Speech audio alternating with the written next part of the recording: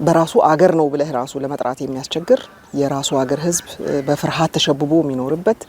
በተቻለ አጋጣሚ አገር ለቆ የሚወጣባቸው ሀገራት ግን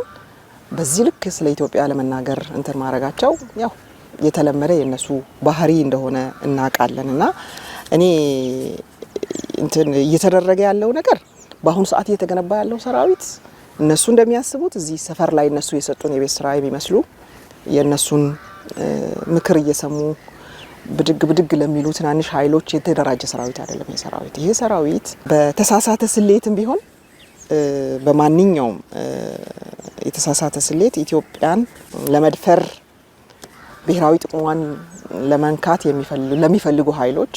ባስተማማኝ ሁኔታ እየተገነባ ያለ ሰራዊት እንጂ ቤታችን ውስጥ ላሉት ዛም እዚህ ለሚታዩ ትንንሽ ነገሮች የሰፈር ሚሊሻ በቂ ነው እያሰለጠነው ነው እያዘጋጀነው ነው ራሱን በራሱ መከላከል የሚችል ህዝብም አለ